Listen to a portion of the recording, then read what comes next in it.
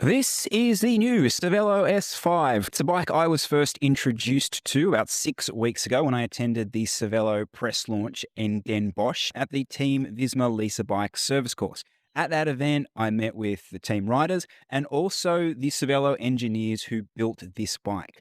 Following on from that, I brought this bike back and have been riding this on my home roads here in Sydney ever since. So whilst this might be a launch day video, this is not a first look. This is not a first impressions. This is a definitive ride review of the Cervélo S5 for 2026. All right, let's get into it. Let's have a look at what's different on this frame. Well, the head tube is deeper, as are the gussets where the seat post meets the top tube, and the bottom bracket is larger. You'll also notice sharper trailing edges, especially on the seat stays, and a deeper fork with redesigned fork legs, which now helps smooth airflow as it transitions from the front wheel. In case you're wondering, it is a 14 centimetre head tube. 14 centimetres. UCI, bad that. They've also redesigned the handlebar setup. Gone is the old two-piece system. This new one-piece bar and stem setup sheds 100 grams. It's got a 3.8mm reduction in drops, 5mm less reach on the tops, and 7 degrees of flare. The bars are backwards compatible. There are 5 different sizes spec'd with complete bikes and frame sizes. However, ultimately there's going to be a crazy 19 different cockpits available. 3 widths, 36, 38, 40, and with stem lengths of 80mm through to 140mm. Let's talk aerodynamics on this aero bike. Now, Cervélo's internal testing at 50 kilometers an hour show the new S5 6.3 watts faster than the old one, 8.7 watts ahead of its closest rival in inverted commas, and to put that in perspective, 19.9 watts faster than the Trek Madone. Let's just dive for a moment into that 6.3 watt claim. So 1 watt of that is from the bars, 2 watts of that from the new frame, and 3 watts from the new reserve wheels. All right, so let's talk about how that aerodynamics plays out for us on the road. And I do think this is where this chat gets completely lost. Obviously, I'm not going to sit here and tell you I can feel 6 watts of difference, but it is where that speed is held that is the difference. And this is across all the different bikes that I've ridden the last 2 years, aero bikes, climbing bikes, and do-it-all bikes, they all do their speed holding in different places. So for the TCR, it's that snap. So why you actually buy this bike is because of this feature. It is completely unparalleled at speed in any kind of crosswinds. The planted nature of this bike, when you are right on the limit and actually pushing yourself with wind around you, it is the addictive quality of this bike. The Canyon Aeroad was probably the closest other bike I have ridden, certainly in terms of pure speed, but it didn't quite have that stability, that planted feeling that the S5 gives me. And to be honest, it's a pretty similar feeling to what the previous iteration had. It's what I loved about that bike. Weight. Now, in a size 56, the new S5 is claiming a reduction in system weight of 124 grams. To put that in perspective, this media bike with SRAM Red Explore came in at 7.17 kilos without pedals.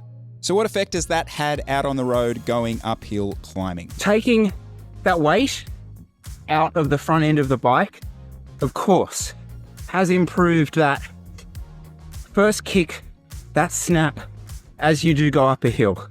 But as I'm a big sayer in, ultimately though, you gotta settle in, do your speed, do your power, and that will affect your climbing. The Giant TCR is the best bike in this space I've ridden. Incredible snap and acceleration. But remember, that's an aerodynamically challenged bike, over 25 watts, according to Tour magazine. The Reserve 5764 wheels that are spec'd on this bike are all new. They're replacing the 5263s, so you now get 4mm deeper front and a 1mm deeper rear. So going halfway into this ride, it's windy.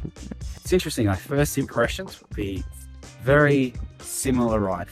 That was a little bit of audio from 15 minutes into the first ride that I did in Den Bosch, and I thought it was kind of interesting because it was super, super windy, and I was riding along, and I didn't notice much of a difference between this bike and the old one, which isn't that surprising because despite getting deeper, the wheels are a similar weight to the previous version. However, they have stuck with a steel spoke on this wheel. Now, I did ask Cervélo about this decision and was told, we did testing with carbon spokes, saw the weight saving, albeit without an aerodynamic improvement. Additional to the weight saving and drag impact, we had also to make a decision based on supply, serviceability, and global support. It's very much something we are testing and considering. These are the best steel spoke wheels I have ridden. Again, it's their stability that sets them apart, though I was a huge fan of the Fast Sport Evos I ran on the Seeker, especially at speed. All right, let's talk ride feel, because obviously that's one of the elements of the previous generation.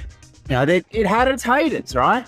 So obviously taking this weight out of the front end, what they've done with the fork, that's just dramatically changed the front end of this bike. Here comes a new term for you kids. Front end of this bike is playful.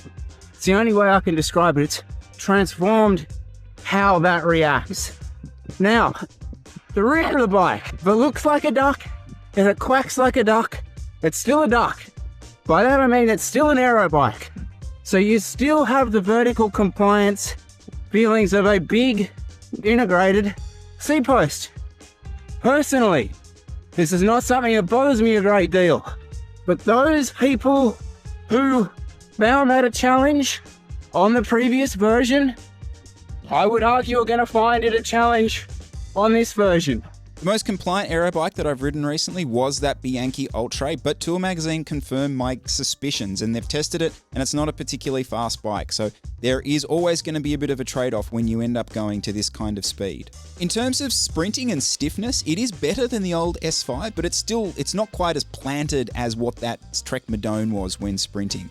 The front end, though, is massively improved. The old bars could feel a bit dead. These are solid. Cornering is sharp, you can carve precise turns at speed, but be warned, the rear end can step out if you're not fully dialed in through the exit.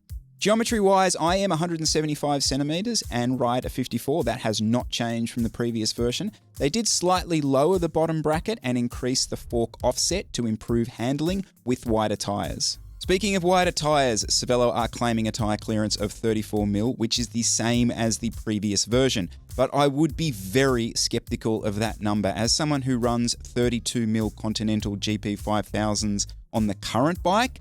The clearance is tiny. I can't imagine a 34 would fit.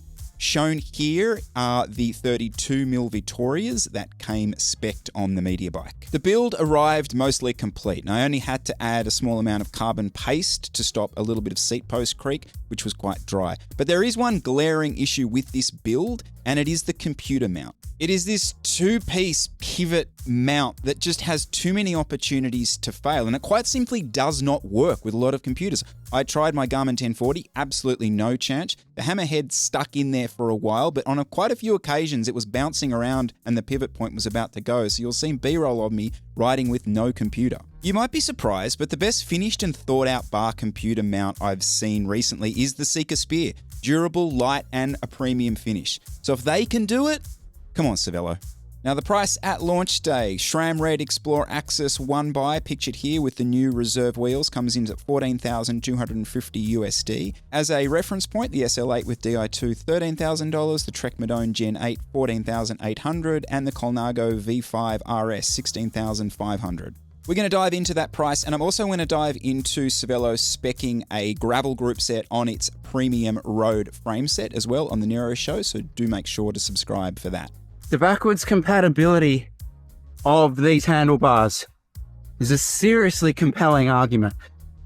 It is just, I can't overstate, number one, how good they are, and number two, how it is the absolute headline feature of this upgrade.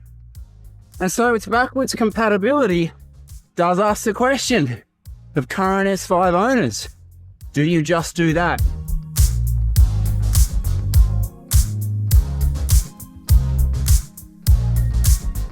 All right, let's wrap this up with a quick summary. Obviously, this is a genre of bike I like. Obviously, this is a bike I like. It's making marginal improvements on a bike that was my favorite bike. Have they done enough from the previous iteration to this version? You could potentially argue no in that. But here's the problem. Here's the problem with where we are in 2025 and 2026. This bike has no real competition. Okay, you can argue a Scott foil at me, potentially a Canyon Aeroed, but in reality, Cervélo will just dominate this space until, I hate to say it, but Trek and Specialized re-enter this market. Obviously, we will go into more depth on this bike and upcoming releases on the NERO show, so subscribe for that, which is also on this channel. But until then, guys, that's the Cervélo S5, and hopefully I'll see you on the road. Cervélo, Peggy.